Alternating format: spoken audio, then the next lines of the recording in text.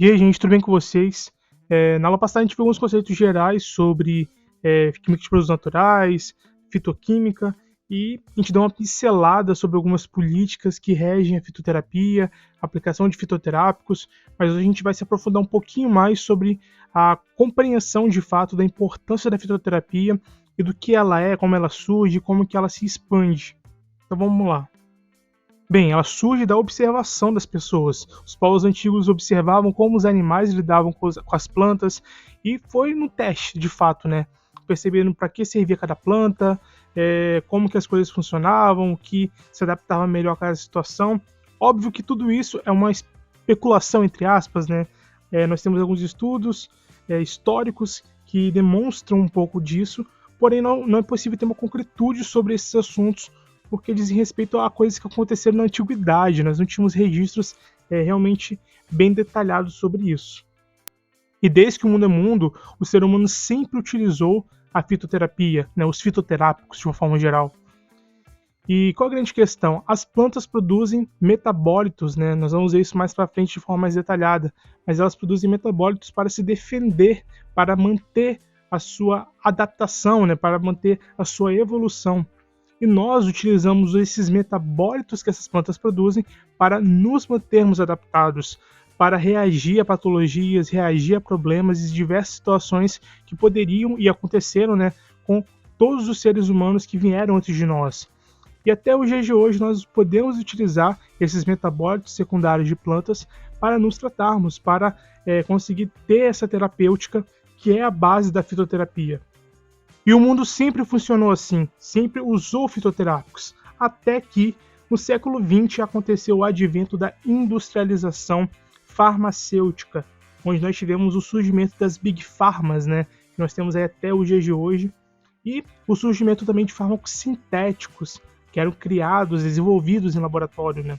E consequentemente, para alavancar esses fármacos sintéticos, começou-se a repercutir fake news aí sobre os fitoterápicos, dizendo que eles não eram seguros, que eles não eram efetivos, que não serviam para nada, que na verdade os verdadeiros fármacos eram aqueles sintéticos, produzidos totalmente em laboratório, através de sínteses ou de semissínteses também.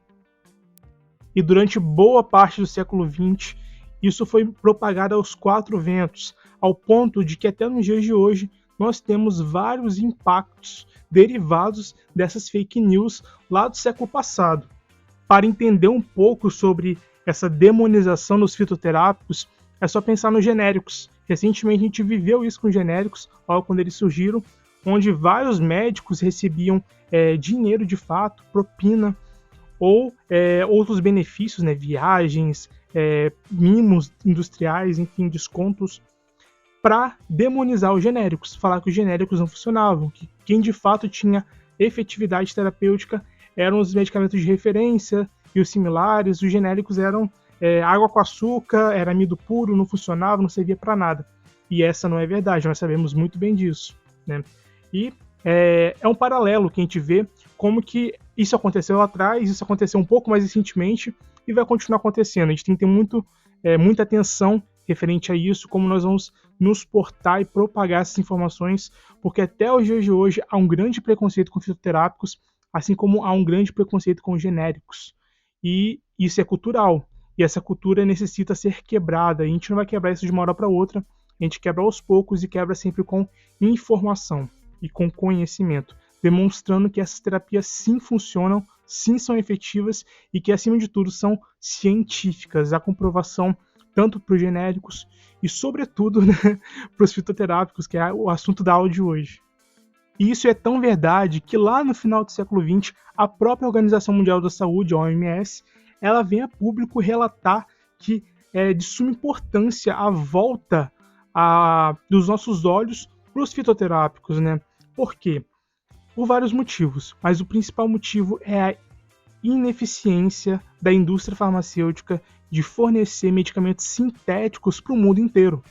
A gente vive no Brasil, por mais que a gente passe por diversos problemas aqui no país, ainda assim grande parte da população brasileira tem acesso a terapias de medicamentos industrializados, mas essa não é a realidade de regiões mais interioranas do Brasil, regiões ribeirinhas E pense em países que são subdesenvolvidos, países como o Iêmen, como Guiné-Bissau e vários outros, que sofrem realmente com uma pobreza extrema, mas que possuem uma biodiversidade, possuem plantas a seu favor. Então a OMS ela surge justamente com esse pensamento, né, de como nós vamos negar algo que é evidente. A fitoterapia sim, ela funciona, ela é efetiva, só que nós precisamos racionalizar isso. Nós precisamos aplicar essa ciência de modo racional, de modo científico de fato.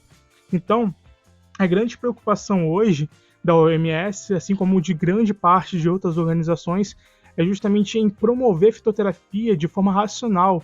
Essas pessoas já conhecem a utilidade de plantas, mas agora como nós vamos ensiná-las a usar as plantas de forma coerente? E desde 98, se eu não me engano, o Brasil já vem falando sobre isso, né?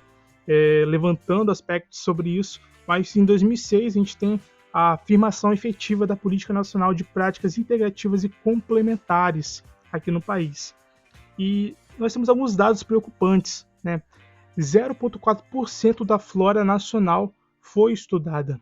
É um número ridículo, né? Nós temos a maior biodiversidade do mundo, segundo alguns, né? Alguns não defendem mais isso, mas alguns outros defendem.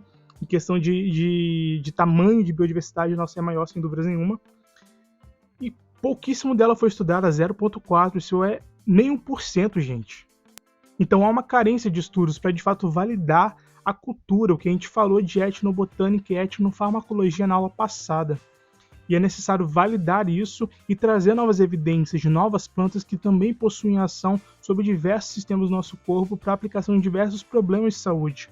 Outro dado é que 25% dos fármacos que nós temos no mercado hoje possuem matriz vegetal. Então a gente vê a importância farmacológica da nossa biodiversidade, o potencial brasileiro que nós temos nas mãos para descobrir novos fármacos, ou novos potenciais fármacos semissintéticos, e tudo isso está nas nossas mãos, basta apenas estudarmos essas coisas. E o último dado aí que muito me preocupa, né, 82% dos brasileiros usam fitoterápicos. E não é isso que me preocupa, isso é bom. Só que a grande maioria usa de forma irracional. Não padronizado, ou com fontes aleatórias, né? Tira do mato, pega de qualquer lugar. Não há uma mínima padronização, não há um mínimo cuidado de preparo. O preparo é feito errado, você tem uma folha, você leva ela a um decocto que acaba alisando ali muitas estruturas e não é o que nós queremos. Então, essa base de conhecimento precisa ser levada até a população. Também sobre o uso racional, de modo que não haja uma medicamentação, um uso exacerbado, né, de polifarmácia com fitoterápicos, porque também geram efeitos maléficos, também possuem efeitos colaterais, assim como fármacos. E no mesmo tempo que a gente tem um público que demoniza isso, nós temos o público que é amante disso. A nossa missão é justamente essa, integrar as pessoas, né, integrar de informação, que elas possam ter acesso a isso de forma racional, de forma cuidadosa. E a atenção farmacêutica voltada para fitoterápicos cresce a cada dia, sobretudo com o avanço da farmácia clínica e também da ampliação do SUS. O SUS tem esse interesse em plantas medicinais, em diversos aspectos, em diferentes locais, não apenas para regiões mais interioranas, mas também em capitais, com diversos focos, mitigação de efeitos colaterais, associações terapêuticas, enfim. E cabe a nós, como farmacêuticos e futuros farmacêuticos, desenvolver ideias, desenvolver a conciliação medicamentosa e a racionalização medicamentosa voltada para fitoterápicos. Então essa aula de hoje, próxima aula a gente já começa falando um pouco mais sobre bioquímica vegetal, é um assunto que eu prefiro, acho mais interessante, acho mais legal, mas é importante a gente ter noção também da parte clínica. Não adianta a gente também estudar compostos bioativos se a gente não entende como nós vamos aplicá-los e quão importante é levar essa conscientização para as pessoas. Então é isso, gente.